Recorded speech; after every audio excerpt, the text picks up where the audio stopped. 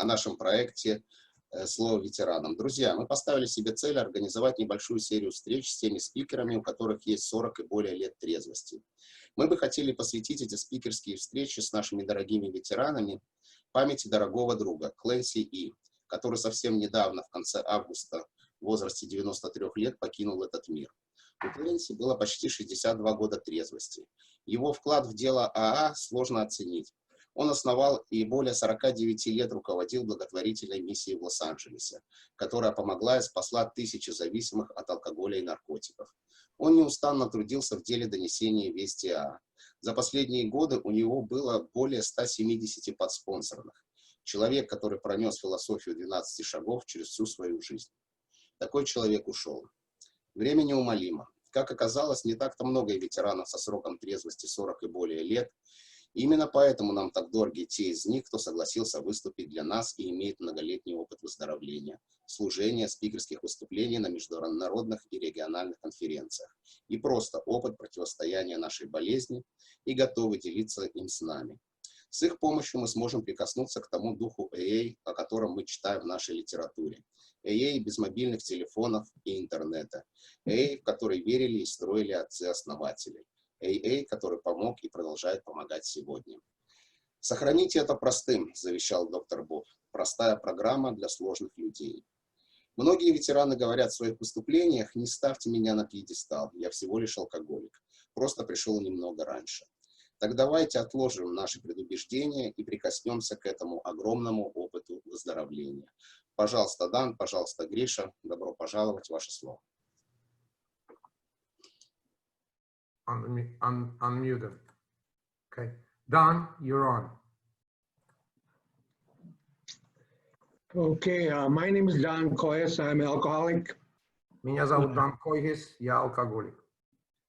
And first, I want to say I'm really honored to be here. This Zoom allows us to visit places I never ever thought I would be visiting like this. So it's really an honor for me to be here. Прежде всего, я хочу сказать, что это большая честь для меня быть приглашенным к вам. И я никогда бы не подумал, что такая вещь, как Zoom, позволит мне побывать в местах, в которых я даже никогда не думал, что смогу побывать. Так что спасибо вам. Briefly about myself, I'm a Native American from the Mohican tribe.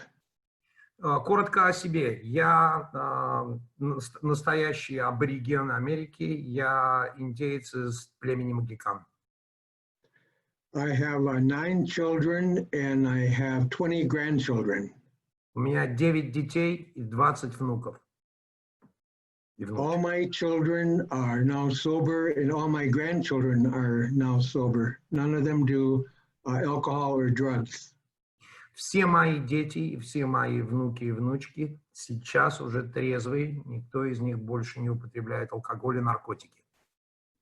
It wasn't always like that. It's many years of work in AA, Al-Anon, Alateen, all those things that really helped get my family to be in recovery. Должен сказать, что это не всегда было так. И много лет в анонимных алкоголиках, в Алатине, в Аланоне помогли, наконец, восстановить мою семью и вернуть ее к здоровому образу жизни. I think one of the reasons I was able to get sober, one was I had an intervention by God. Одна из основных причин, по которой мне удалось протрезветь, мне была оказана интервенция от Бога. Бог принялся в эту тему. And my family was praying for me, and my wife joined Al-Anon. Моя семья молилась за меня, а моя жена пошла в Аланон. The one that seemed to have the knowledge to change me was when my wife joined Al-Anon. То, что посодействовало моему желанию поменяться, был факт того, что моя жена пошла таки в Аланон.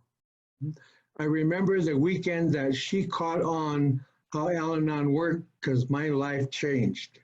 Я помню, когда она впервые начала работать по Аланону, тогда моя жизнь изменилась. I'm 77 years old, and of those 77 years, 42 years of those has been continuous sobriety around the sun. Мне 77 лет, и 42 года из этих 77 я нахожусь в трезвости под солнцем. So to share my story of what happened, what that was like, and what that's like now. И так как мне надо рассказать вам историю того, что было, что произошло и как это теперь, именно этим я и займусь. There is a saying that I heard. It was a man takes a drink, then the drink takes the drink, then the drink takes the man. Когда-то я услышал выражение, что сначала мужчина берет алкоголь, потом алкоголь принимает алкоголь, а после этого алкоголь забирает мужчину. I was raised by my grandfather on a reservation in the state of Wisconsin. Меня растил мой дедушка на резервации в штате Висконсин. I never tasted alcohol until I was 17 years old because my grandpa was a very spiritual man. Я никогда не пробовал алкоголь до того момента, когда мне исполнилось 17 лет. В доме его не было, поскольку дедушка был очень духовным человеком. I was a very shy person, but the first taste of alcohol changed my life completely. Я был очень стеснительным пареньком, но первый же глоток алкоголя изменил мою жизнь кардинально. And over the next period of time, I started to do all the things my grandpa taught me that I shouldn't be doing. И дальше я начал делать все те вещи, которые мой дедушка предупреждал меня, чтобы я не делал. I went downhill very fast drinking alcohol, so I was in a lot of trouble with the law. Я скатился по наклонной плоскости очень быстро, употребляя алкоголь. У меня было много проблем с законом. I ended up losing my family. I was in serious financial trouble. Я потерял свою семью, я был в серьезных финансовых проблемах. And towards the end of my drinking, I played with death constantly. А в самом конце моего пьянства я реально игрался со смертью постоянно.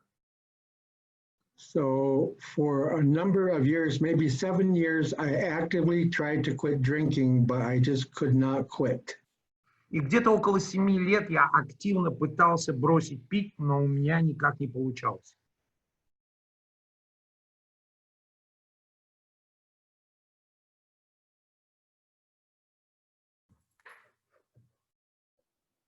Микрофон. Hold on. Is that better? Sorry, go ahead. All right. So in Colorado Springs, where I live, there's a park called the Garden of the Gods. В Колорадо Спрингз, где я живу, есть парк, который называется Сад богов. I used to go out there to drink and to sleep late at night. Я раньше ходил туда, чтобы напиваться там и засыпать. And one night I was going out there and I slipped and I fell off this rock, come tumbling down to the ground. И однажды я пошел туда, но споткнулся о камень и упал. And with my face in the dirt, for no reason at all, I just asked God to help me to live. I said, I'm dying. И совершенно неожиданно, с лицом полностью измазанным грязью, я вдруг по какой-то причине попросил Бога помочь мне, потому что я умираю. So that was a turning point, one of my first turning points in AA. И это была одна из точек, поворотных точек в анонимной алкоголике. So what I want to do now is I want to talk about who brought the AA message to me. А теперь я хотел бы вам рассказать о том, кто принес мне весть анонимных алкоголиков. And then I want to talk about, once I got the message, what did I do with the message when I got it? А потом я расскажу вам о том, что случилось, когда я получил этот месседж, что я с этой вестью сделал. So a few weeks after I fell in the Garden of the Gods, I went and I found a place where there was a AA meeting. Через несколько недель после того, как я упал в этом саду, я пошел и нашел место, где проводили собрания анонимных алкоголиков. When I went to the place of the first meeting, there was a parking spot right in front of the door to the meeting room.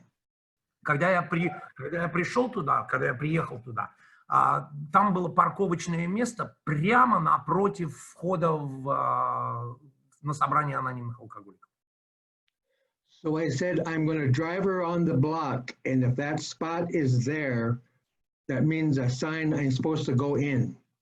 И я решил, что мне надо объехать вокруг еще раз. И если я вернусь, и это место будет свободным, значит, мне надо идти на собрание анонимных алкоголиков. When I came there, that spot was empty, so I thought to myself, I'm going to go around the block one more time just to make sure if that spot is empty, that means I'm supposed to go into that meeting. Когда я вернулся, место было по-прежнему свободным, и я решил, что мне надо объехать еще разок, чтобы убедиться, что это точно так, и что в этом случае, если оно снова будет свободным, я уж точно пойду на собрание. So that spot was empty, so I parked my car and I went upstairs to where the meeting was. И оно снова оказалось свободным, я запарковался и пошел на собрание. And I peeked in the door to see what that was going on in that room. Чтобы посмотреть, что там происходит. And I said, oh my God, those are all white people in there. И когда я посмотрел внутрь, я был в шоке, сказав самому себе, Господи, тут только одни белые люди. So I was going to leave, but they had something there called a greeter at that meeting. И я уже собрался было уходить, но на этом собрании была должность служения, которая называется встречающий. In a blink of an eye, I had a cup of coffee in my hand, and I was sitting in a chair in that meeting among those white guys.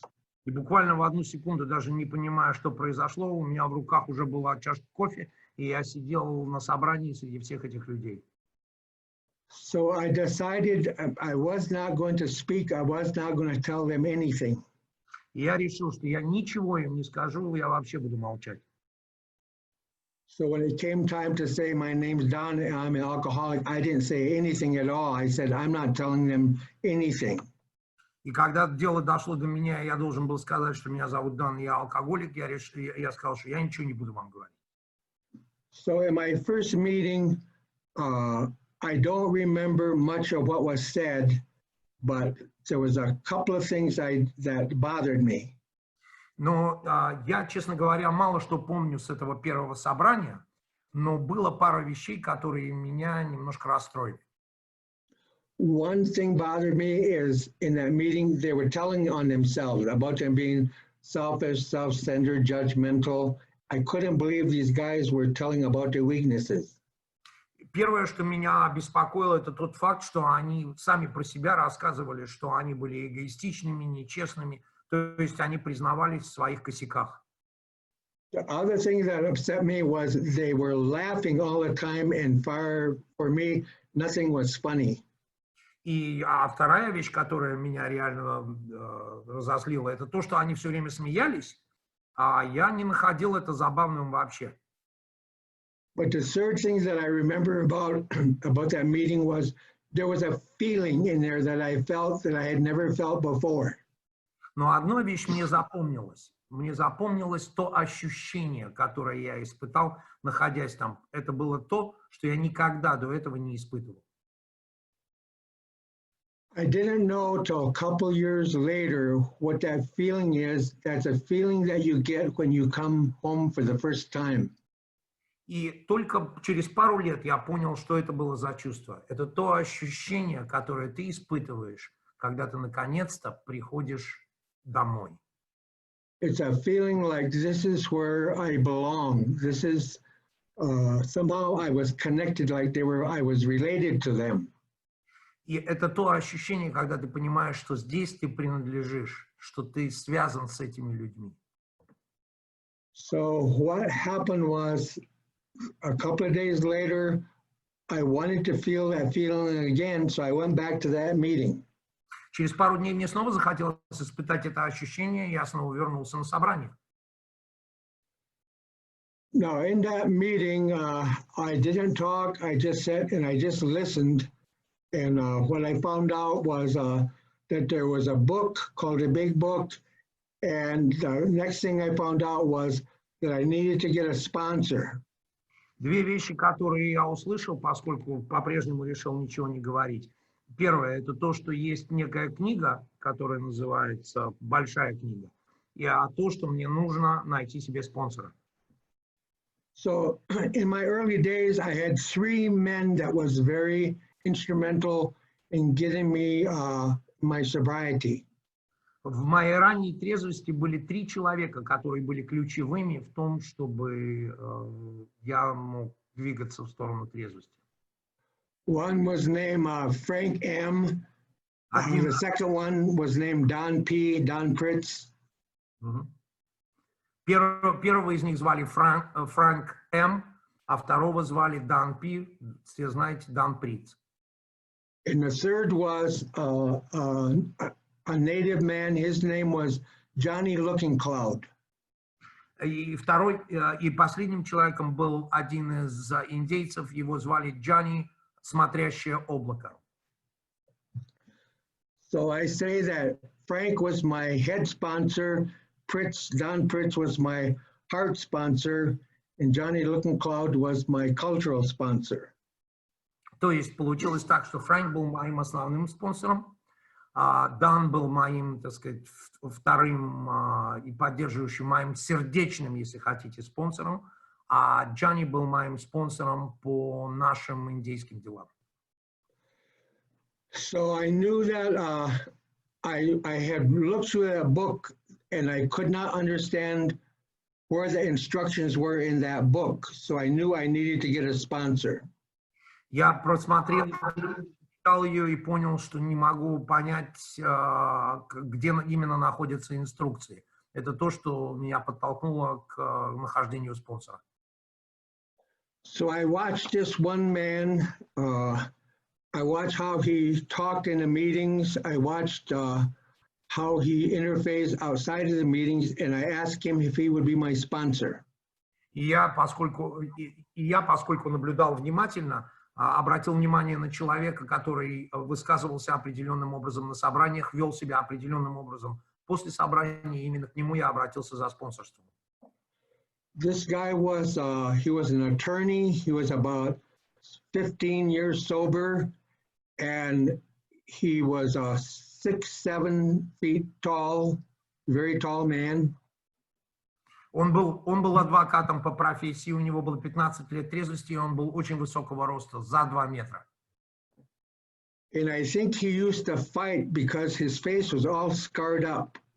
И я думаю, что он раньше ввязывался во много драк, потому что все его лицо было в шрамах. And I jokingly used to say he also was hit with an ugly stick when he was a baby. Ну, шуточно говоря, он был страшнее атомной войны. He was exactly to work a program by the Big Book. Он был одним из тех, кто работал программу четко из большой книги. So he took the Big Book and he opened it up to show how many pages is 164 pages. Он открыл книгу и показал мне 164 страницы. And he said, this program by AA is not about slipping. This program is about never having to drink again. И он объяснил мне, что эта программа не о том, чтобы срываться, это программа о том, чтобы больше никогда не пить. And he said, if I was willing to do exactly what was in that 164 pages, he said, you will never have to drink, you will always stay sober. И он сказал мне, что если я готов делать именно то, что написано в этих 164 страницах, мне не придется больше никогда пить. And I had tried so many things to stay sober. None of it worked. There was nothing else to try. And I couldn't believe that there was something that I could still do that would help me stay sober because I was dying. К этому времени я перепробовал все, что только можно, и никак не мог продолжать оставаться трезвым. Поэтому мне даже было трудно поверить, что все-таки есть что-то, что сможет помочь мне обрести трезвость.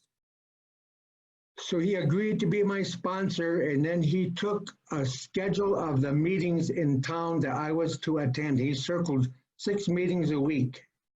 Он согласился быть моим спонсором, достал расписание собраний и указал мне на те собрания, которые мне надо будет посещать. Их было 6 в неделю. There was like a step meeting, a big book meeting, a traditions meeting, but there was 6 meetings I had to attend every week. Там были собрания по шагам, там были собрания по большой книге, там были собрания по традиции, но эти 6 собраний я был обязан посещать каждую неделю. And I was to go to these meetings and to say, my name is Don, I'm an alcoholic, and then he said, shut up. He said, you have nothing of any value to help anybody stay sober until you take a 3rd step. И он сказал мне, твоя задача приходить на эти собрания, представляться, говорить, что тебя зовут Дан, что ты алкоголик, и после этого заткнись, потому что у тебя нет ничего, что могло бы помочь другим оставаться трезвым, и ничего у тебя не будет до тех пор, пока ты не осилишь 3-й шаг. And so that's what I did. I wasn't allowed to share anything in the meetings, but then he started to show me the instructions in the big book. Итак, мне было запрещено говорить на собраниях, а он начал показывать, вести меня по большой книге. First 44 pages was to do the first half of step 1. Первые 44 страницы были о первой половине первого шага. The second half of step 1, there was what he called the unmanageability paragraph on page 52. So there was 9 areas I had to look at in that area: personal relationships, emotional nature, making a living, etc. So that was the instructions for the second half of step 1. До 52 страницы были инструкции по второй части первого шага, где говорилось о неуправляемости. Мне пришлось посмотреть на 9 аспектов моей жизни. Then he explained to me that the steps were all interconnected with each other. They were not 12 separate steps, but 12 interconnected principles. Потом он объяснил мне, что 12 шагов — это не какие-то отдельно стоящие шаги. Это вещи, которые взаимосвязаны. Это принципы, которые как бы сливаются воедино.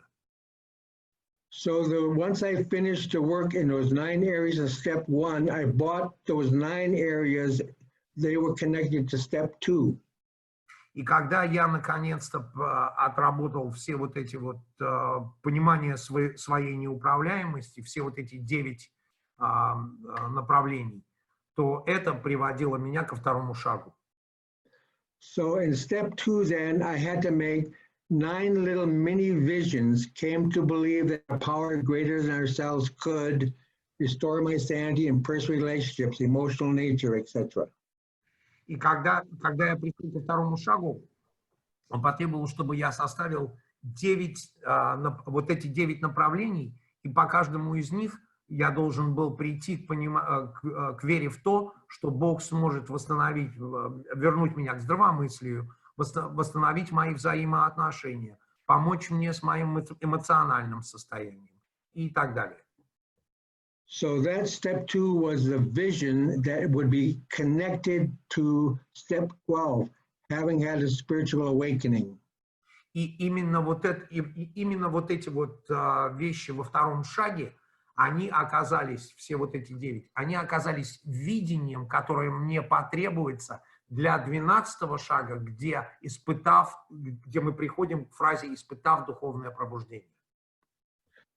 So that vision in step 2 becomes step 12, but there's 2 more parts to the vision. One is the fear inventory, what would God have me be instead? And then the 6th inventory, what should I have done instead? Но кроме этого, для того, чтобы мое видение было более обостренным, мне также требовались привязки к инвентаризации страха и так называемой инвентаризации секса. То есть, как я должен был себя вести. So then when that was done, then I was allowed to go to step 3, and I'm grateful for the one that added the sentence, God as you understand him. И вот только после этого мне было позволено переходить к третьему шагу, и должен вам сказать, что я был очень признателен за то, что в большой книге имеется фраза «Бог, как мы его понимали». Because I went to the governmental boarding schools, and I had a very big resentment against God. Потому что мне пришлось идти в государственную школу, где преподавалась религия в том виде, в котором ее давали в католичестве, и из-за этого у меня был большой ресентимент на Бога. So I was allowed to take that third step with the God that my grandpa taught me. Поэтому мне было позволено сделать третий шаг с тем Богом, которого показал мне мой дедушка. And today I call that God the Creator. И сегодня я называю этого Бога Создатель. So then next he showed me how to write the inventory, 5-column in the resentment inventory, 4-column in the fear inventory, and 11 columns in the sex inventory. Он показал мне, I'm sorry, just a clarification, you said 5 columns in resentment? 5 in the resentment, 4 in the fear, and 11 in the sex inventory. Значит, инвентаризация, как мне было показано, мне бы показали 5 колонок в ресентиментах, 4 в страхах и, did you say 3 in sex? 11. Oh, I'm sorry. И 11 в сексуальной инвентаризации. Yeah, so each one of the dishonesty, the jealousy, those instructions in the big book, each had its own column. Все дефекты имели свою отдельную колонку, так мы делали. Там нечестность, там, страх. Подо все это была сделана отдельная колонка. And he instructed me that I had to tell everything. There was no dark crannies. I had to tell every secret, everything that I was hiding inside. It had to be written in the inventory. И он сказал мне, что я не имею права ничего оставлять, никаких секретов, что я должен все полностью выложить на бумагу. What came up in the first inventory was that I never told anybody was my sexual abuse when I was 9 years old by an uncle. То, что всплыло в первой инвентаризации, одна из вещей, это было сексуальное насилие, которое мне пришлось испытать, когда мне было 9 лет, и которое это от моего дяди. And I was sexually abused by that man for about 3 years, but one night he got murdered. И это продолжалось в течение 3 лет, но однажды его убили. And so I wrote all that stuff. I never thought that I'd be able to tell to any other person about my sexual abuse. I was so ashamed. И я написал обо всем об этом, честно говоря, никогда не думая, что я кому-то смогу об этом рассказать, потому что мне было очень стыдно. I went ahead and I wrote everything in there, even though some I could go to jail, I could go to court, I stole money, all those things that I did write that in the inventory. И я написал там абсолютно все, хотя за многие из этих вещей я бы мог вполне попасть в тюрьму. Там были и кражи денег, и разного рода преступления. Но я все написал. So I did 5th step it, and I came out of there with quite a list of character defects. Итак, после этого мы сделали 5-й шаг, и оттуда я вышел с достаточно длинным списком дефектов своего характера. So I did step 6 and 7, getting the list of character defects from the inventory. Поэтому я пришел к 6-му и 7-му шагу со списком своих дефектов характера, взятых из инвентаризации. Then I had a list of names that I owed amends to for steps 8 and 9. И у меня был список всех тех, кому я должен возместить ущерб на 8-й и 9-й шаги. And then I did step 10 and 11 right out of the big book on page 86. И после этого я сделал 10 и 11 шаги, так как они написаны в большой книге. Он указывает 86-ю, в русском тексте это будет другая страница, не помню сейчас. So I was taught to go through the steps every year prior to my AA birthday. Я также был научен тому, чтобы проходить по шагам каждый год прямо перед моим юбилеем. So the second time I went through the steps, I went through Don Pritz, and I call him my heart sponsor. He was more gentle in going through all the 12 steps than how Frank was at the first time I went through. А второй раз я прошел по шагам с Даном Притцем, и вот его я называю своим сердечным спонсором. Он был очень мягок по отношению ко мне, гораздо мягче, чем мой спонсор Фрэнк. С ним я сделал круг шагов второй раз.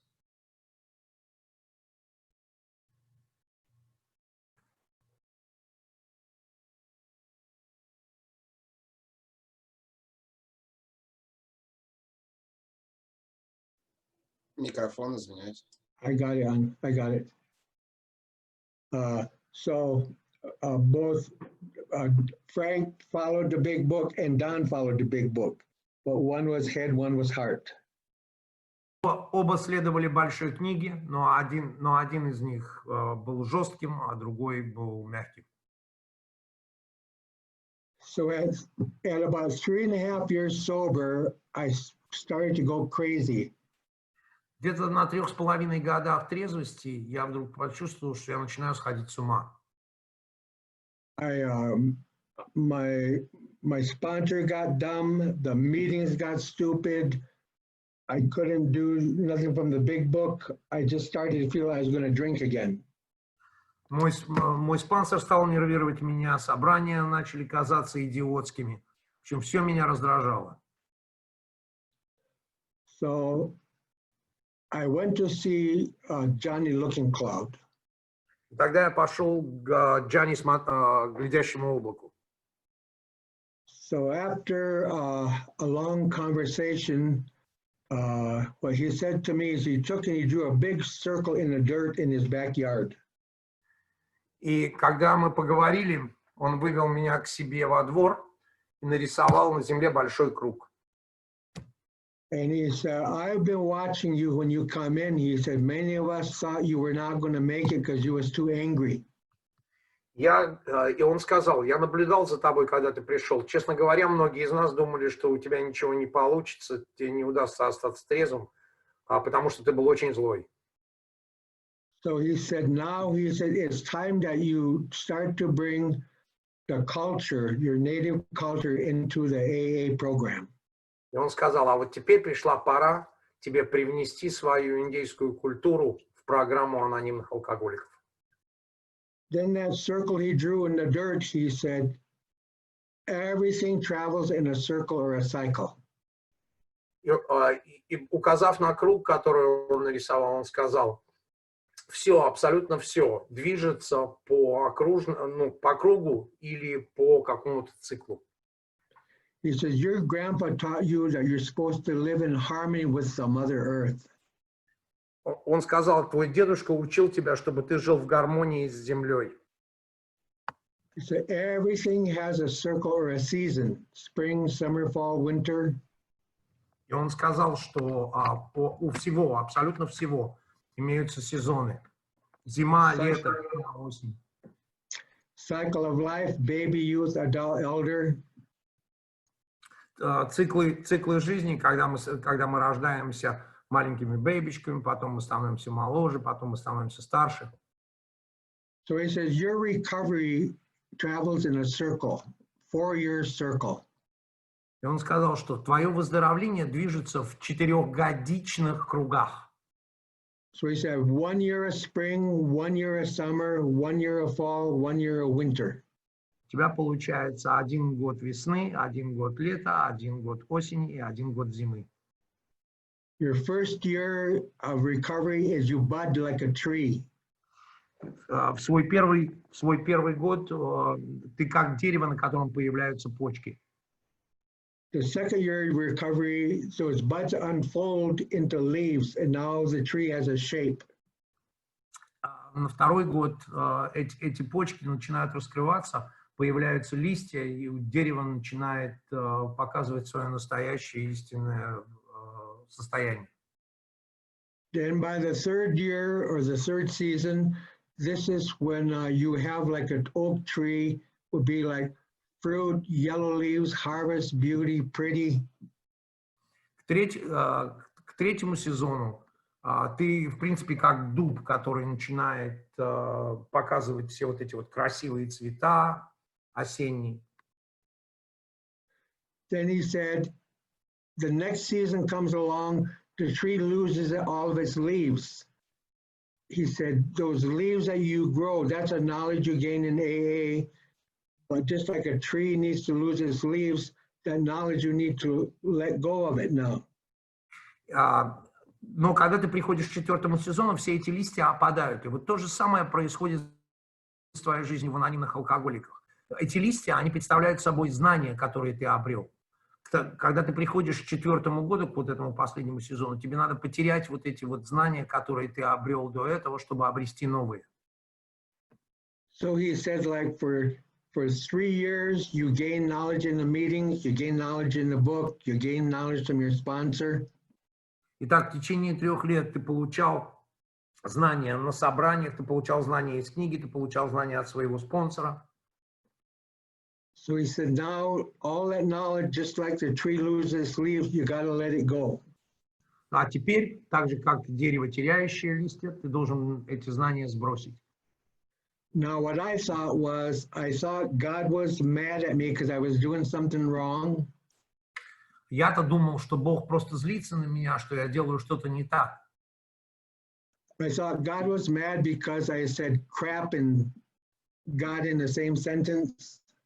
Бог злился на меня за то, что я использовал такие слова, как дерьмо и Бог в одном предложении. But he said in the winter time, there's 3 questions that you cannot answer. Но Джани объяснил мне, что в зимнее время есть 3 вопроса, на которые ты не сможешь ответить. One question is, why am I? You lose your purpose. Первый вопрос был, I'm sorry, why am I losing my purpose, did you say? Yes, why am I? I lose my purpose to life. Почему я теряю свою цель в жизни? The second question is, who am I? I lose my identity. Второй вопрос, кто я такой, потому что я начинаю терять самоидентификацию. The third question I can't answer is, where am I going? I lose my direction. И третий, который показывает, что я теряю свое направление, говорит, куда я двигаюсь.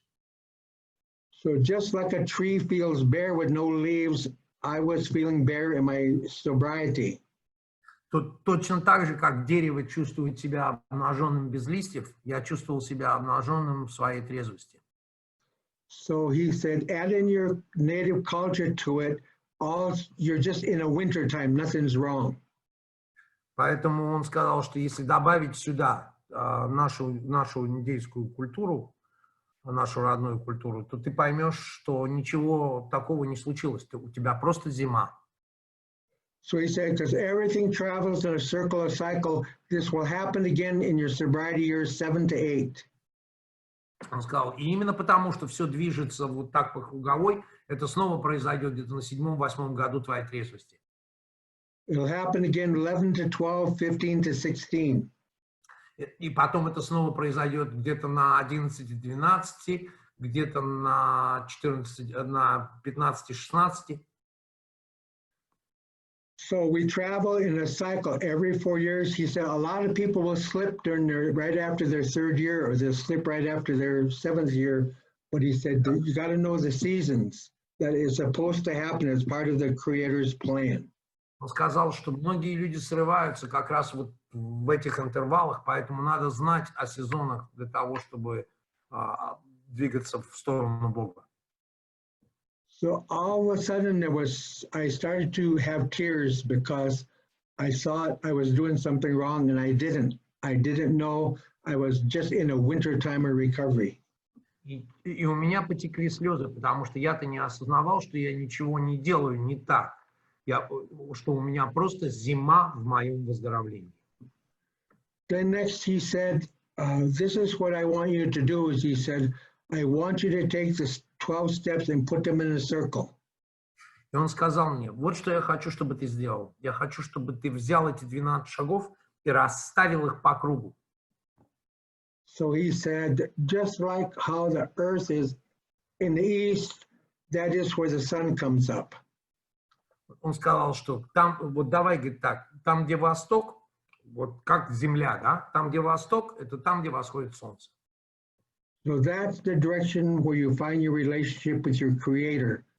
Это то направление, где ты найдешь свои взаимоотношения со своим Создателем. So you put steps 1, 2, 3 in the east. Поэтому туда мы поставим шаги 1, 2 и 3. So what I do is, if I were to just look at the earth, wherever I live, then in the east, that's steps 1, 2, 3. Then so that is finding my relationship with a creator or God or higher power. Поэтому, где бы я ни находился на земле, я всегда смотрю в сторону востока.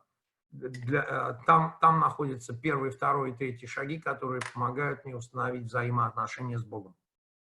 Then steps 4, 5, and 6 is in the south. That's where you find your relationship with yourself. В 4, 5, 6, 7 шагах я нахожу взаимоотношения с самим собой. Это юг. You know your strengths and you know your weaknesses. Ты знаешь свои слабости и ты знаешь свою силу. Now, one thing I learned that when we write inventory, I thought we were writing the truth about ourselves. Одна из вещей, которые я думал, что когда мы пишем инвентаризацию, мы просто пишем правду о себе. But what I learned from Don Pritz and them is what I was writing was the truth about the lie. Но то, что я узнал от Дана Притца, Дан сказал мне, что нет. Он говорит, ты пишешь правду о лжи. That all those things I was writing in a third column, I thought that was the truth about me. That's really the truth about the lie. И все то, что я писал в 3-й колонке, думая, что это правда обо мне, на самом деле это была правда о той лжи, которую я сам себе рассказал. Then steps 7, 8, 9, that's in the west.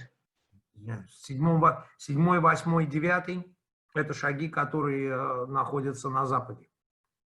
That's the directions where you find you put your relationships with your fellow human beings, your relatives. Это то место, где ты находишь свои взаимоотношения с другими людьми, со своими родственниками.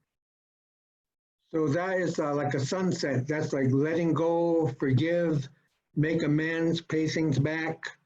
Then you start to connect yourself with all humans again. Это как закат солнца, где ты, когда солнце закатывается, где ты возмещаешь ущерб, где ты исправляешь причиненные тобой, совершенные тобой ошибки, извиняюсь. Then step 10, 11, 12, that's in the north. Now you're in harmony with the earth again. И в 10, 11 и 12 находятся на севере, если смотреть по этой окружности. Это то место, где ты снова приходишь к гармонии с землей. So this is the influence of the 3 sponsors, Frank, Don Pritz, and Johnny Looking Cloud. И вот так вот на меня повлияли эти 3 спонсора. Фрэнк, Дан Притц и Джонни Смотрящее облако. So when I was around 4 years sober, I came out of a meeting that was a gratitude meeting. И когда у меня было где-то 4 года, я вышел с собрания, темой собрания была благодарность. So I want to talk now about, now that I was given the message and I was sober for 4 years, now what did I do with the message that I was given? Но теперь вот давайте поговорим о том, что же я сделал в конечном итоге с той вестью, которая была принесена мне после 4 лет. So I came out of that gratitude meeting, I sat under this tree and I was having a chat with the Creator. И вот я вышел с этого собрания благодарности, сел под деревом, и у меня завязался разговор с моим Создателем.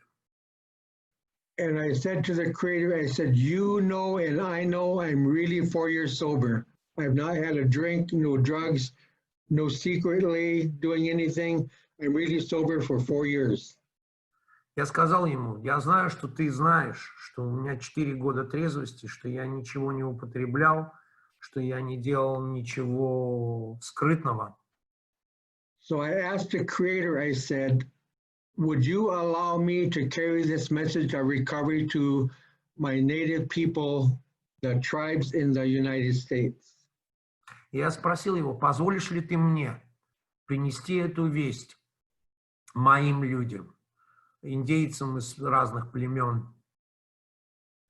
So a couple of spiritual things started to happen. И тогда несколько духовных вещей стали происходить. One is I started to have these visions at 3 o'clock in the morning. Во-первых, у меня стали появляться видения где-то в 3 часа утра. One vision I had was there was a ground started to glow, and what grew out of the ground was a white buffalo. И одно из видений, которое постоянно посещало меня, что что-то произрастает из земли, и когда я начинаю смотреть, что это был белый бизон. Then that white buffalo turned its head with its eyes and it looked into my eye. И этот бизон смотрит мне в глаза. And so I took that vision to Johnny Looking Cloud, and this is what he told me. Я пришел к Джанни, смотрящему облаку, рассказал ему про это видение, и вот что он ответил мне. He said, if you was a Christian, that would have been an angel, but because who you are, the angel changed its shape into a buffalo. Он сказал мне, что если бы ты был христианином, к тебе бы пришел ангел, но учитывая, кто ты, к тебе пришел бизон. So that means you're being called to do something. Это значит, что тебя зовут, чтобы ты что-то сделал. Then a little later, I had another vision of building a hoop of 100 eagle feathers. А позже у меня появилось еще одно видение, где я делаю гнездо из перьев орла. So shortly, there was a birth of a white buffalo calf in the state of Wisconsin. Вскоре родился белый бизон в штате Висконсин.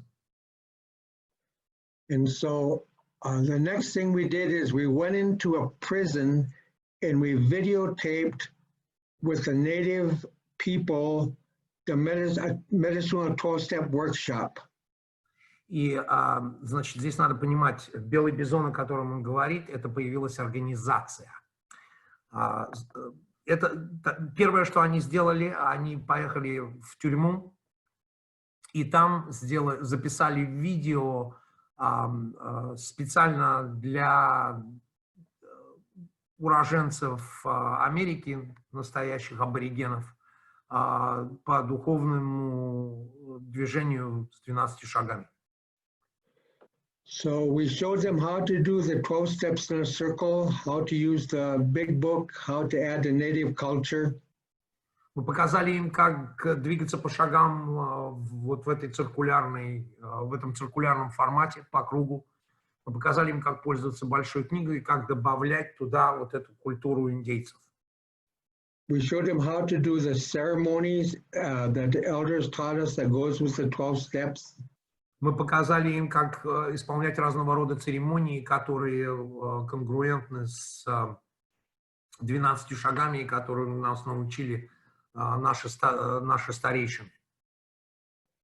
We had this native guy went down to Founders Day for a meeting with Bill Wilson. Dr. Bob had already passed on. Один из наших вот этих впереди идущих, он ездил на конференцию, где присутствовал Билл Уилсон. К этому времени, правда, доктор Боб уже умер. And Bill Wilson saw him there and he said, I want to speak to you after this meeting is done. Билл Уилсон подошел к нему и сказал, я хочу поговорить с тобой, когда закончится вот это вот все. And Bill Wilson told him when we first started at 12 steps, he said we struggled and we were instructed to go and talk to the native elders.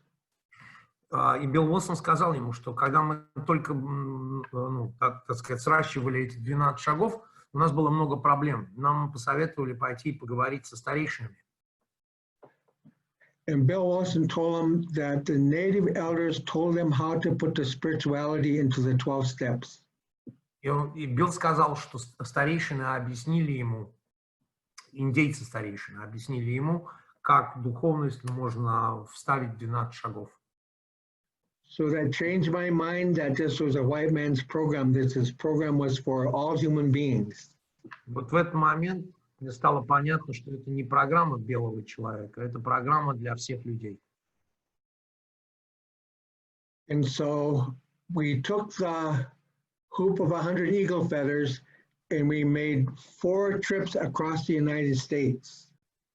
И мы взяли все то, что мы сделали из перьев орла, и мы совершили путешествие по США. One is we ran from Los Angeles to Washington, D.C., stopping into native communities. И мы проехали от Лос-Анджелеса до Вашингтона, останавливаясь во всех местах, где жили индейцы. And we talked to them about getting sober, that we had the AA's 12 steps was in a circle and that they could add their culture to it. И мы рассказывали им про трезвость, и мы рассказывали им про то, как 12 шагов могут быть употреблены именно в формате индейской культуры. And when we put the steps in a circle and they could add their culture to it, the native people started working the 12 steps. И именно когда мы показали им, как это делать с индейскими, по индейской теме, поставив это вот именно в круг, большинство стало работать по шагам. So we would take the videos and we would train people how to show those videos to the people that were interested in getting sober. Мы делали видео и показывали эти видео тем, кто хотел трезветь. So after a few years, there was many groups started working the 12 steps. Через несколько лет много-много групп появилось, которые работали таким образом по шагам. Then the medicine wheel has these 4 directions, the teachings, red, yellow, black, and white. И потом появились 4 направления, 4 учения. Красное, желтое, черное и белое. The red is given the land, the yellow is given the breath or meditation. Красное дает землю, желтое дает медитацию. The black is given the water and the white is given the fire. Черное дает огонь, извиняюсь, черное дает воду, белое дает огонь. So the red direction, what it is called is the red road. Красное направление называется красной дорогой. So this movement then started to say the red road meetings are taking place. И таким образом появились собрания, связанные с красной дорогой. Then as it grew, they started to call it, because it was more than getting sober, it was getting well. И в конечном итоге все пришли к пониманию того, что это было не только о том, чтобы трезветь, это было о том, чтобы человек восстанавливался во всех аспектах. So the people started calling it a well-briety movement. И тогда это стали называть не трезвостью, а хорошестью. Это движение хорошести. So from those 3 sponsors taking us through the steps, we changed it into a circle and it started a movement among 572 tribes. Таким образом, то, что я взял вот этих 3 спонсоров, помогло нам сделать круговую вот эту систему шагов, которой пользуются сегодня 172 племени. Then we wrote a book too. It's called The Red Road to Wellbriety. И мы написали книгу, которая называется «Красная дорога к хорошести». So this book has recovery stories in the back. В этой книге, как и в большой книге, сзади находятся истории выздоровления. And the purpose of the book is to tell them to come to AA to get sober. И основная цель этой книги – привести людей в анонимные алкоголики, чтобы они трезвели. So the movement now has expanded to Canada, Alaska. In fact, we just had a meeting we found started in Ireland, a Wellbriety meeting. Так что это движение сегодня имеется в Канаде, на Аляске, и мы даже уже в Ирландии. So our next step that we are working on now is we want to convert these meetings into Spanish because the Spanish, you know, the Mexicans are tribal just like us. They didn't become Mexicans until the government drew the line. И теперь мы поставили себе целью передвинуть это на испанскую платформу, то есть на испанский язык, потому что, ну, испанский язык – это, в общем-то, второй язык здесь. So the organization that does this now is called White Bison. И эта организация называется «Белый Бизон». It has a website that you can look at to see, you know, more details. That started all 34 years ago. И у нас есть веб-сайт, на который вы можете зайти и посмотреть, что мы там делаем. А организация появилась 34 года тому назад. 5 years ago, we worked with Al-Anon to get a Native American Al-Anon movement going. 5 лет тому назад мы начали активно работать с Ал-Аноном, чтобы привлечь индейцев в Ал-Анон. Yeah, so that is how the message was carried to me. And then I just explained a little bit, then what did I do with that message is I helped form to carry that message out to our Native communities who really struggle a lot with alcohol. И, в общем-то, я суммарно рассказал вам о том, как до меня донесли все это, и как я отнес эту весть страдающим от алкоголя индейцам. А у нас это очень большая проблема.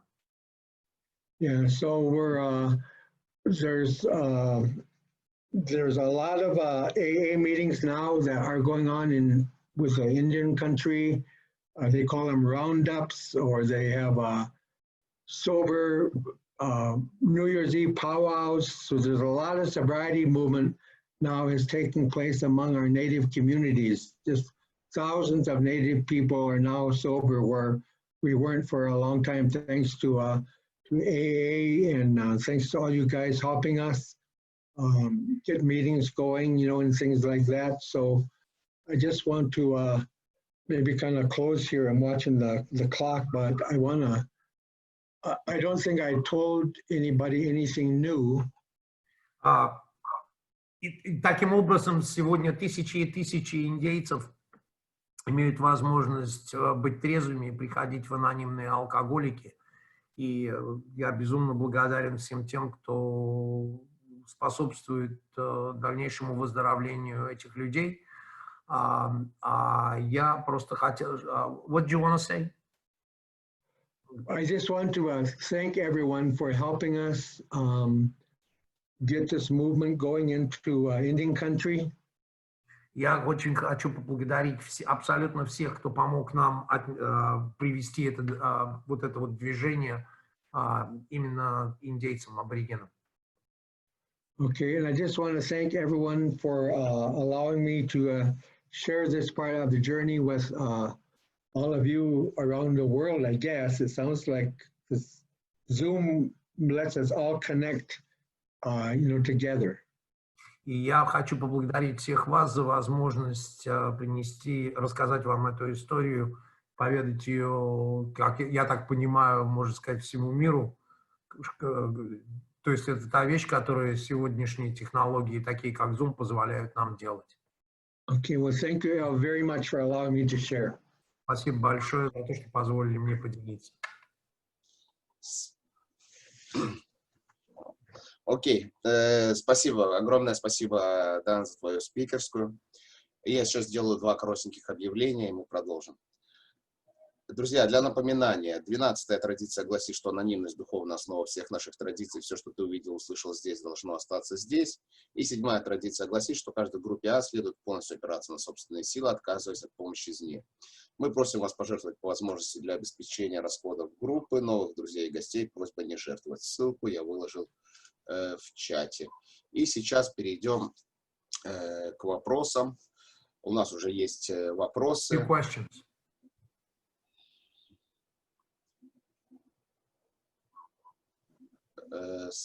Вопрос от Гриши, от Коли, да, 9 неуправляемостей первого шага, те, которые упомянул Дан в начале своей спикерской. Что это за 9 неуправляемостей первого шага? Спасибо. Quick question from one of the guys. You mentioned 9 areas of unmanageability. The gentleman wants to know what those are. It's on page 52 of the big book. Number 1 is person relationships. So the instruction in the big book, it says, we were having trouble with person relationships. Gotcha. Hold on, because it's a different page in Russian, so I'm gonna have to look real quick. Hold on. It starts out, we had to have ask ourselves why we shouldn't apply. Yeah. Oh, I see, okay. Значит, они перечислены на странице 51 в русском тексте. И это начинается. У нас были трудности в отношениях с другими людьми. Мы не умели контролировать свойственную нам эмоциональность. Мы испытывали горе и депрессию. Мы не могли зарабатывать себе на жизнь. Мы чувствовали себя никому не нужными. Мы были подавлены страхом. Мы были несчастны. Мы были не в состоянии кому-либо помочь. Вот эти 9 этих самых аспектов. Ясно. Окей, спасибо. Следующий вопрос по поводу высшей силы, ну или то, что говорят, качество Бога и 11-го шага. Есть ли какие-то вот особенности, учитывая, ну, то, что особенности его коренного народа, его культуры, есть ли какие-то особенности вот в самом 11-м шаге и вообще в концепции высшей силы? Спасибо. Good question. Someone is asking, are there any specifics? Are there any, interesting things, different things, because of the Indian nature and the Indian culture that varies in terms of the step 11 discipline?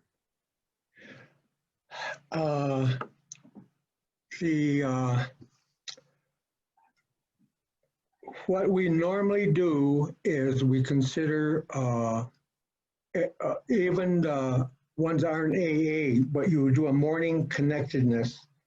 And what we will do is we will start like using like a shell, looks like this. And then we will burn sage or we'll burn cedar. And the power of the plant comes out in the smoke.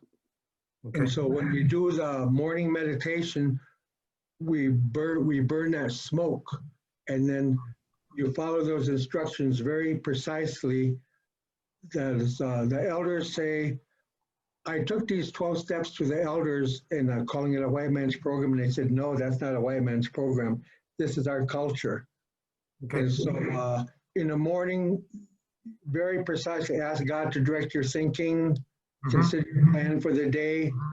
Now, when we do that, consider your plan for the day, that isn't what am I going to do? That plan is what am I going to be?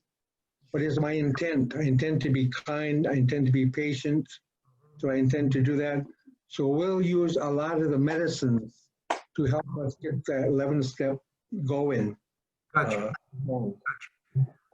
Он показал тарелочку, показал травы, которые они поджигают во время 11-го шага. Вот это ритуальный аспект, индейский ритуальный аспект. Все остальное именно так, как описывает большая книга. Утренняя часть, так же, как и вечерняя часть, так же, как и дневная. Но у них вот есть вот такие вот вещи, как вот эти вот травы, которые они жгут. Quick question, Dan.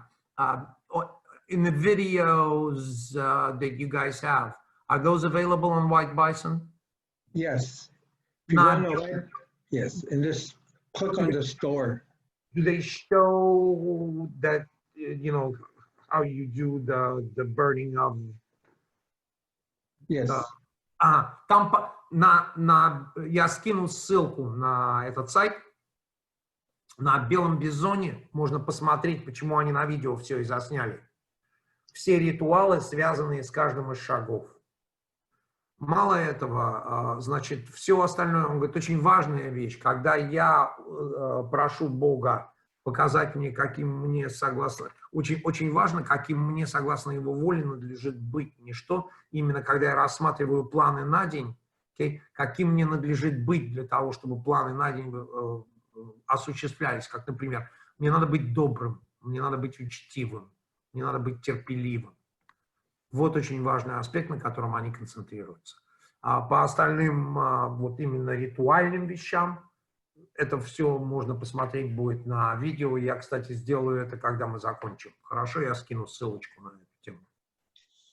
Да, большое спасибо, Дан, большое спасибо, Гриша. Следующий вопрос от Виталика из Израиля.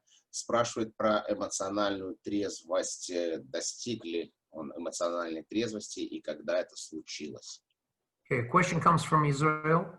They want to know, in your opinion, have you reached what is commonly known as emotional sobriety?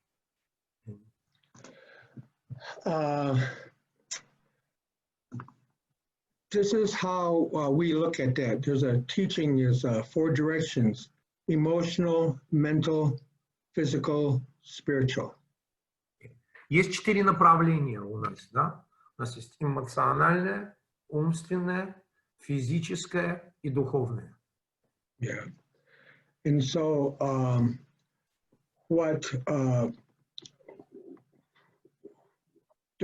we are designed to have feedback. Emotional, we'll get the anxiety, tension, or stress. Okay. Мы устроены таким образом, чтобы получать ответы. И, кстати, одним из таких ответов является нервное состояние, стрессовое состояние. Это все ответы. No, there are only 2 patterns of thought: love or fear. Есть только 2 направления мышления: страх и любовь. So when you do that 11th step in the morning, you position yourself to be in the love system. И когда ты в утренней медитации, ты пытаешься позиционировать себя на стороне любви. So when you leave, something happens. The book says you watch for 2 things: irritation, that means to excite the feelings, or doubt, that is fear. 2 показателя, которые указывают тебе, что ты ушел оттуда. Первое – раздражение, второе – страх. Then it says, when it happens, you pause. И когда это происходит, тебе сказано, ты берешь паузу. That pause is like a spiritual disc that you step on.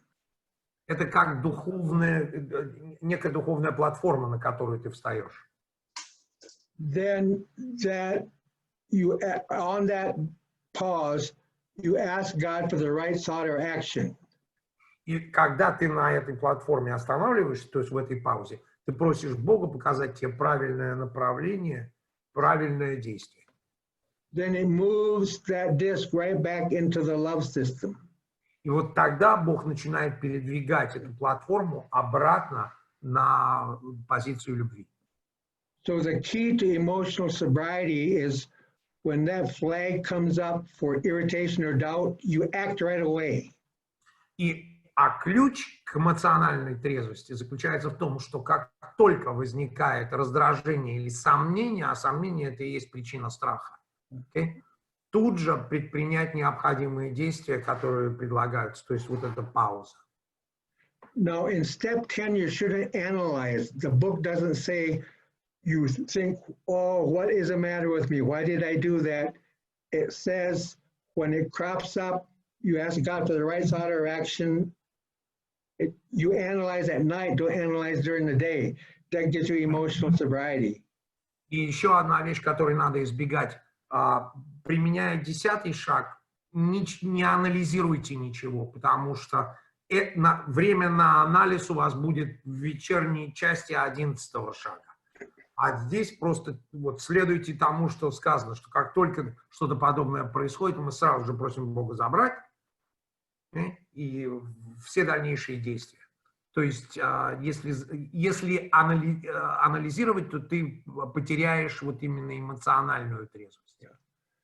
No, remember I said emotional, mental, physical, spiritual. Помните вот эти 4? Эмоциональное, умственное, физическое и духовное? Now that 4 parts is what makes up a thought. Вот эти 4 вещи составляют мысль. So every thought has a feeling, a mental picture, a physical language, and the spirit behind it. То есть в каждой из мыслей есть вот эти 4 составляющие. So to help get emotional sobriety, you got to be very aware of your self-talk. Поэтому, когда ты хочешь обрести эмоциональную трезвость, тебе надо быть очень осторожным вот именно скажем так, в разговорах с самим собой. Да? So it's to be aware of that. So when your self-talk gets off emotionally or anger or one of those, you got to tell yourself, stop it.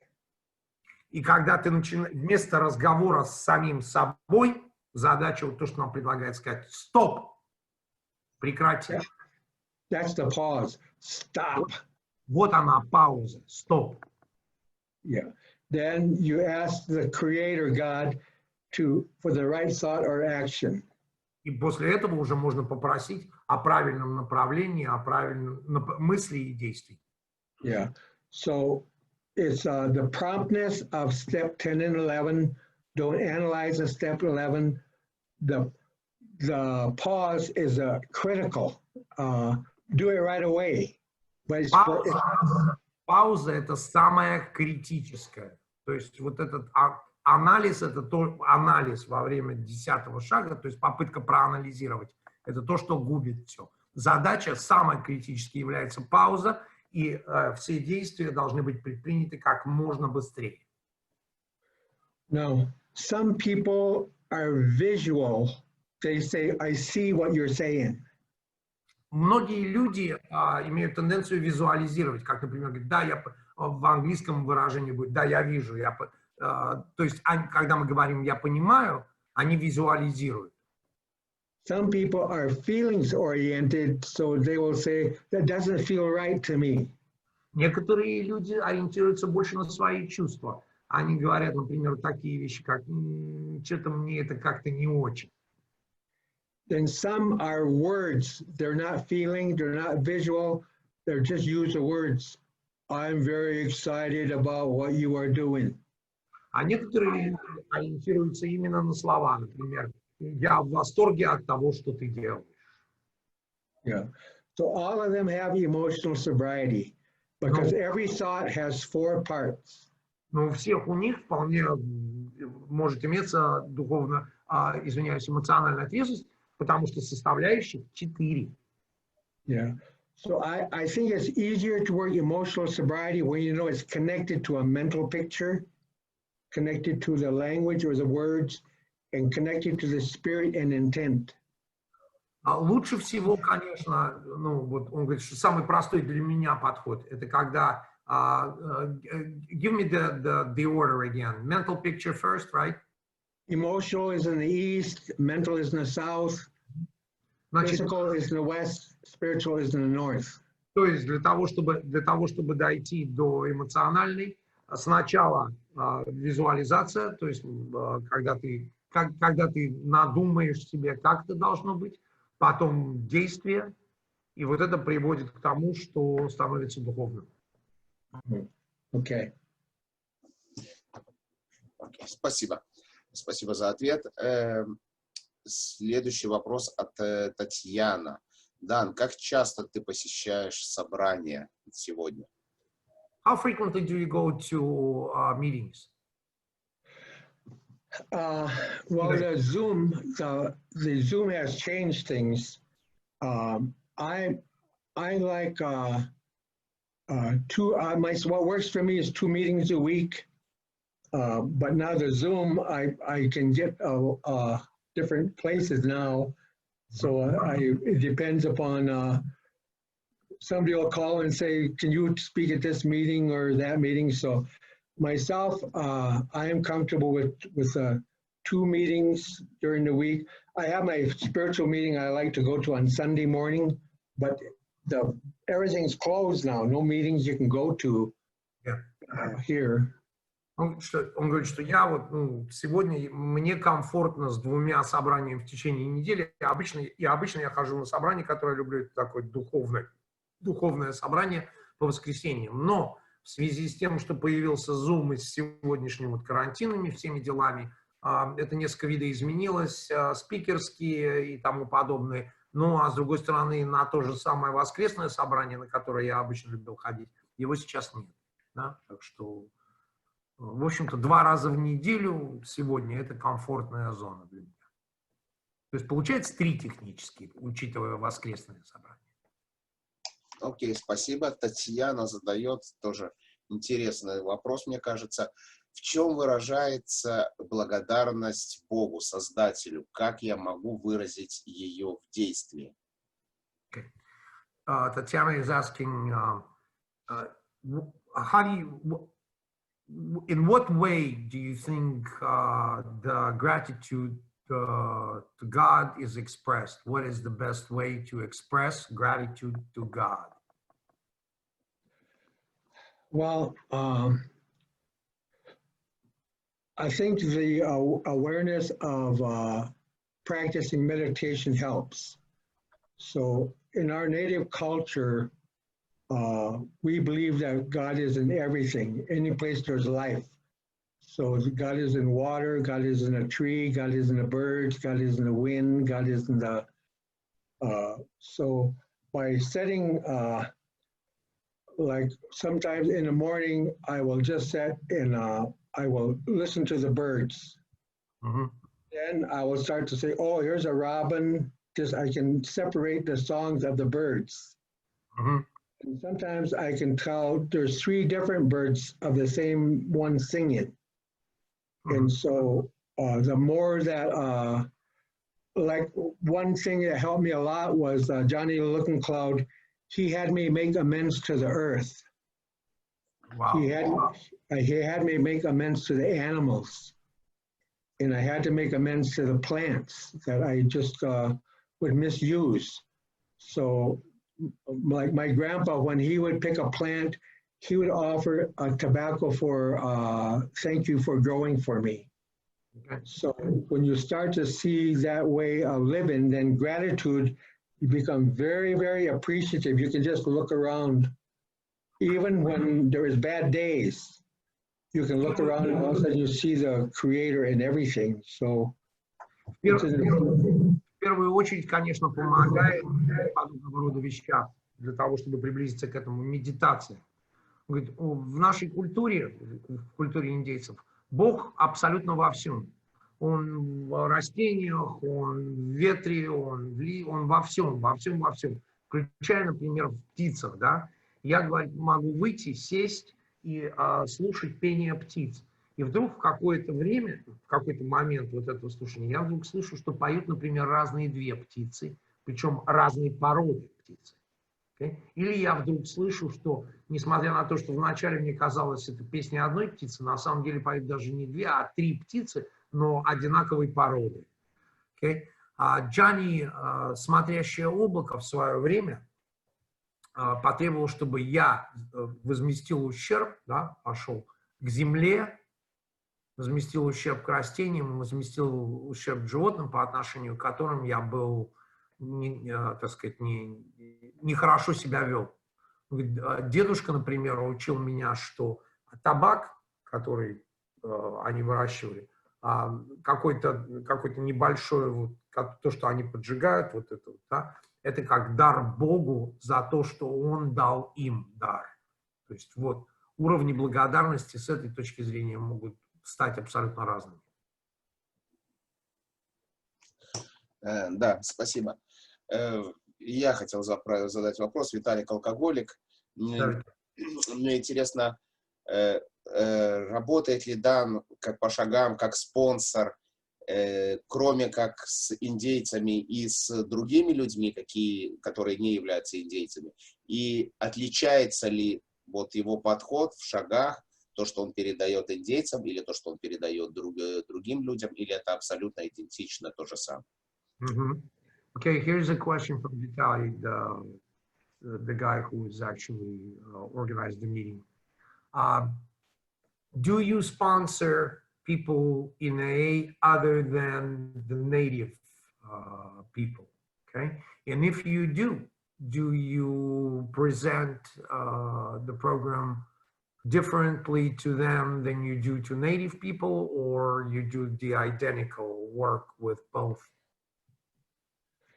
I do identical work with both.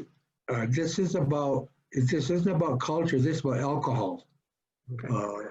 Я одинаково это не о какой-то там культуре, это об алкоголе. But these native ways, they're not only native. They're the human. They're the teachings. They're not just for Indians. The plants, they grow everywhere. Everyone can use them. We just know how to do it. And so we share that. And you find when non-natives start to use the medicine, they have the same effect. Because that medicine, that's God in those medicines, it loves everybody. Okay. Он говорит, что на самом деле он делает это абсолютно одинаково, потому что это не то, что для индейцев подход к индейцам нужен был другой. Но, например, если мы умеем пользоваться растениями, это же не значит, что они растут только у нас, они растут везде. Этим может воспользоваться любой человек, если знает как. Поэтому я делаю это одинаково со всеми.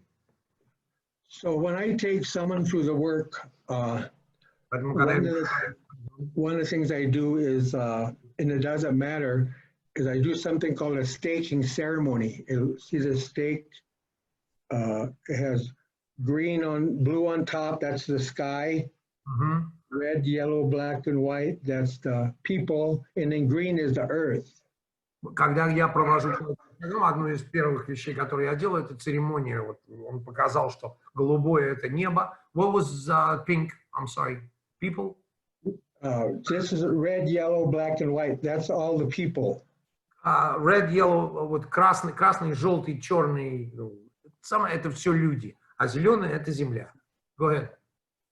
So if I sponsor them, I show them the staking ceremony. Когда я их спонсирую, я показываю им церемонию, вот эту вот палочная церемония, так называемая. So the ceremony came from a very small tribe that the bigger tribes would steal from them and everything. Эта церемония, кстати, пришла от очень маленького племени, у которого многие из больших племен брали все, что можно.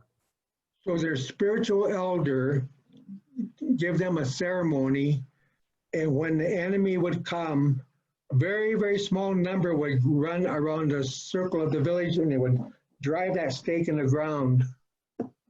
И когда на них нападали враги, люди в племени брали вот такие вот палки и ставили их по кругу. And they would tie a rope around the stake and then tie it around their waist, and they would lay all their weapons down on the ground. И они привязывали палку к своему поясу и складывали оружие. And they made a commitment to die. И они принимали решение, что они готовы умереть. So when they made that commitment to die, the enemy wouldn't come to the camp no more. There was like a shield. И как ни странно, очень часто те, кто нападали, в таких случаях решали дальше не двигаться, разворачивались и уходили. So the commitment was so strong, it would keep the enemy away. Поэтому их решение в отношении вот этого, вот именно, вот привязанности к этой церемонии было настолько сильным, что враги просто перестали нападать на них. So for me, AA and the 12 steps, this is about whether I live or die. Потому что для меня 11 анонимные алкоголики, 12 шагов, это вопрос жизни и смерти. So when I work with someone, if they're not willing to make that commitment, this is about whether they live or die. If they don't want to make that commitment, then I don't want to work with them. И если я собираюсь с кем-то работать, если они не готовы понимать, что это о жизни и смерти, и принять вот такого рода решения, то я не буду с ними работать. Because if you're drunk like me, it's 42 years sober. When I go do a new set of steps, I go do a stake and ceremony again. Поэтому с 42 годами, такой алкоголик, как я, прежде чем двигаться по шагам, я первое, что делаю, провожу вот эту вот палочную церемонию, то есть вбиваю вот эту палку в землю. То есть я не знаю с этой позиции. So this isn't an Indian thing. I don't care if you're Russia or where. When it comes to recovery, can you make a stake like this, and would you make a commitment, whether you live or die? Вот, пожалуйста, говорит, это даже, говорит, не индийская вещь, это не важно, говорит, где ты живешь, в России или где угодно, такую палку-то сделать, в общем-то, не проблема. Вот, говорит, вбивается в землю, вот оно, решение. Жизнь или смерть. Вот с этого решения я не сдвигаю. Yeah. So the ones that come to me, this is how I do it. And if I don't know another way that works. И вот то, как делаю я не знаю никакого другого пути. So I don't care whether they're red, yellow, black, or white. You know, red, yellow, black, or white. It's a human. И меня совершенно не волнует, какого они цвета, красного, желтого, черного или белого. What the elders tell us is they say, when we are in the womb, that's where the Creator gives each one of us what they call our earth suit. Okay. Наши старейшины говорили нам, что когда мы находимся в утробе матери, вот тогда Бог дает нам наш земной костюм. So this is not who I am. Look past the suit. Look inside my heart. Поэтому не смотрите на вот это не то, кем я являюсь. Yeah. Посмотрите глубже, чем костюм. Посмотрите на то, кем я действительно, кто я такой действительно.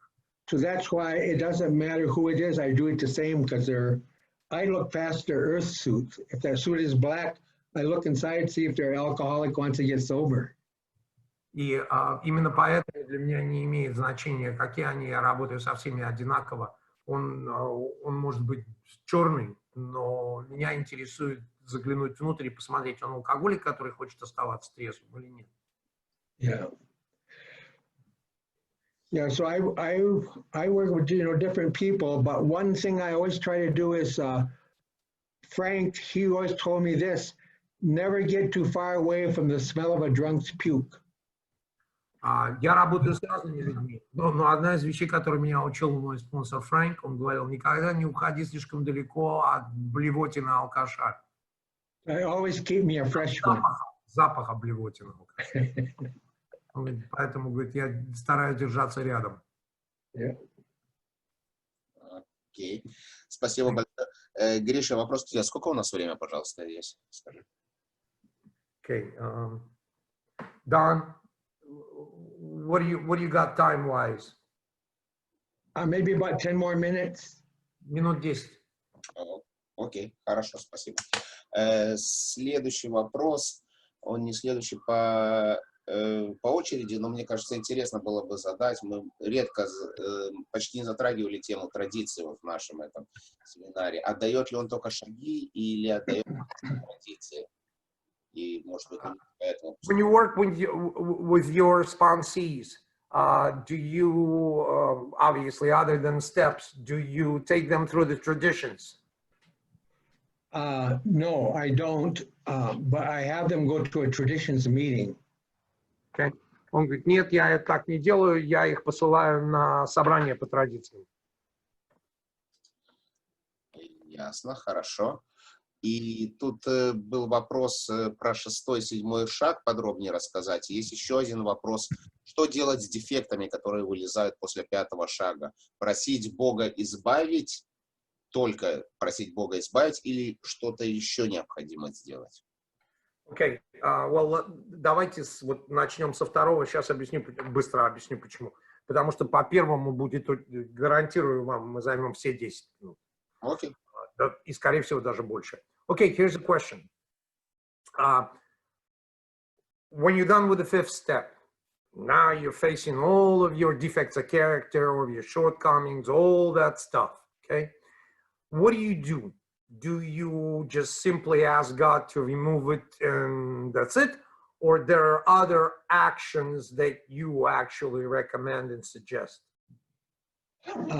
Well, when I finish the 5th step, then there's that review to do to see if you missed anything. Mm-hmm. Then there's a set of 5th step promises. Mm-hmm. So every promise in the big book has a condition.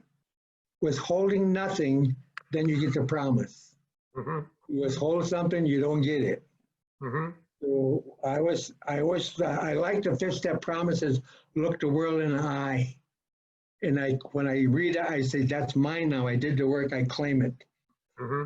So what I do out of that is there is in our culture, there's a thing called tobacco ties. And what it looks like is like this. It's a little red cloth with a string around it, and inside of it, it has tobacco. Mm-hmm. So what I do is I take a thing like this, and I look at my character defects. So see, I got one that says selfish. Mm-hmm. So I take that tobacco, and I put this in this cloth, mm-hmm. and then I ask that I look at my willingness to let go of that defect. Then I make a tobacco tie. Mm-hmm. So I make a tobacco tie for every character defect in step 6. Mm-hmm. And I look at my willingness to let it go. Okay. Then what I do is I build a fire or a flame, like in a shell, things like this. Sometimes I go into the sweat lodge, but I build a fire. Then I take this tobacco tie and I put it into, I like to build hot rocks, mm-hmm. To heat the rocks. Then I say, okay, I'm ready to have the creator take this defective character. And so I put it on that hot rock, and all of a sudden it will burst into a flame. Mm-hmm. And it feels like the creator is taking it. Okay. Then I do my next defect. Okay. And sometimes sometimes I will have a drum group come play a song, like they plays a song. So sometimes I listen to music that is comforting music, but I put one defect character at a time. I have the fire take it. Okay. That's how I do step 6, step 7. Okay. Значит, 6-й, 7-й шаги. Во-первых, он сразу сказал, что не забывайте, что еще есть ревью после 5-го шага, это вот на час, когда нам надо побыть, посмотреть, не упустили ли мы что-то. И это является условием. Если мы ничего не упустили, тогда только тогда мы готовы переходить к 6-му шагу, и только тогда он становится рабочим шагом. После этого он говорит, что я делаю индейскую церемонию, вот он показывал такую маленькую красненькую фигнюшечку. А что это такое? Это на самом деле маленький мешочек такой, сделанный из материи. Туда кладется табак. Okay? На каждый из своих дефектов он делает вот такой мешочек. Okay? Потом есть несколько вариантов. Он говорит, что в основном вот в этой такой, как чаше, зажигают огонь. Или же он говорит, я еще люблю горячие камни, которые раскаленные. И первое, что мне нужно сделать, мне нужно посидеть с идеей того, готов ли я, действительно ли я готов быть избавленным от этого дефекта. И если я для себя ощущаю, что я действительно готов, я кладу этот дефект в огонь или на вот эти раскаленные камни и жду, потому что всегда только по одному дефекту за раз. И я жду, пока он не вспыхнет. Вот когда он вспыхнет, когда огонь захватит его настолько, что он буквально полыхнет, вот тогда, говорит, у меня только тогда почему-то у меня появляется ощущение, что я избавлен от этого. Кроме этого, он говорит, что, например, иногда я позову своих людей, и они на своих вот этих барабанах играют не их музыку. Иногда могу поставить какую-то там просто тихую, спокойную музыку. Это варьируется, но вот идея вот этих вот, так сказать, мешочков с отдельными дефектами, каждый дефект отдельно. Пока первый не сгорел, и я с ним не закончил, я ко второму не двигаюсь. Вот такая вот вам штучка про 6-7 шаги. Спасибо. И, наверное, мы перейдем уже к последнему вопросу. Друзья, у нас много вопросов. Мы, естественно, попросим Гришу, если Дан согласится, дать его контакт. Сейчас, подожди секунду, я, кстати, спрошу. Don, let me ask you a quick question. Would that be okay for the guys to post your email address? For there might be some people who will want to write with you with questions. Is that something that's workable for you? Or would you prefer it to be done in some other format? Because if you do, don't be, you know, let me know. I will figure something out. There's two things we can do is, one is you can give them my email address, don@whitebison.org. Yeah, I want you to know something. Sorry for the interruption, real quick. My understanding is that no one has written to Gary yet. Otherwise, I'd have heard about that. Oh, yeah. Little FYI. Well, the other thing is I run a nonprofit that works in Indian country. Mm-hmm. One of the people I hired is from Russia. Oh, cool. So if you write me in Russian, I will give it to her to translate. Oh, that is just tremendous. Yeah, I would give you her email, but I would have to have her permission first. That's fine. If you write to me in Russian, how about they'll just send it to you in this case, and you can show it to her? Would that be all right? She'll translate for me, and then I can have her write it back. Народ, слушайте, как работает Бог. Оказывается, поскольку это большая организация, он ее директор, у него работает девочка, которая говорит по-русски. Поэтому, если возникают вопросы, если вы напишете ему по-русски, это займет просто дольше времени. Он передаст это ей, она для него переведет на английский, а потом он ей даст ответ по-английски, и она переведет это на русский, и вам пришлют ответ по-русски. Как вам такие помидоры? Шикарно, спасибо. God works in mysterious ways. Yeah. Okay. И давайте все-таки последний вопрос от новичка. Первый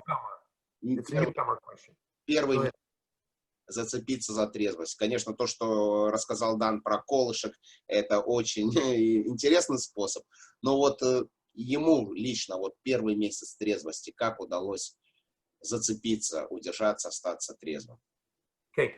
A newcomer is asking, obviously a struggling kind, wants to know in the first month, how do you grab on to the very beginning sobriety, you know, that hard one, that really rough one? Well, I know they say to work the steps in order. when I work with a newcomer, before they leave, I have them on page 86 doing the morning. The step 11. Yeah, Okay. because that's how you hook into that power. Найдутся люди, которые утверждают, а я таких тоже знаю, я должен забросить это. Мне недавно поступил точно такой же вопрос, интересно. Которые будут требовать, что шаги должны быть отработаны, вот я вам перевожу то, что он говорил, только в том порядке, в котором они написаны. Он говорит, когда в первую встречу, когда мы расстаемся, он уходит от меня с темой 11-го шага уже. Go ahead. So you give them the 11th to start practicing. I'd write before they're gone, I go, but I tell them, this is how you think about the 24 hours ahead. So I tell them, then when it says you ask God to direct your thinking, you don't read it, you got to ask for that. You got to pray it. And then when it says, remove this from this day, you got to ask the God to remove those three things. Don't just read it. Don't read it, you got to do it. Он говорит, очень важная вещь. Он говорит, это не просто начитать, да? Вот, когда там написано, что мы просим Бога направить наши мысли, да? Надо попросить Бога, а не просто прочесть это. Потому что люди, ошибку, которую совершают, он абсолютно прав, люди прочитают и думают, что они таким образом попросили. А надо попросить. То есть он начинает практиковать 11-й шаг. Сразу. Он говорит, прежде чем он уйдет от меня, я даю ему эту инструкцию. So there it is. Don, thank you very, very, very much. Hopefully we did not wear you out completely. No. You're looking absolutely dapper. And I will sing praises to Brown about you. That will help. He needs to know. Well, you tell everybody I love them. I shall make a point of it. Thank you. Thank you very, very much. And if you got my phone number. If you need anything, please let me know. Okay. All right? Okay. Love you, man. All right. Love you too. Take care. Mm-hmm. Спасибо большое, Дан, спасибо огромное, Гриша, за перевод. Друзья, наша спикерская подошла к концу. Спасибо, что предоставили мне возможность провести эту встречу. Хочу напомнить, что на следующей неделе, 10 октября, в это же самое время, 18:30, у нас будет Бренда П. из Индианаполиса. Всем добро пожаловать.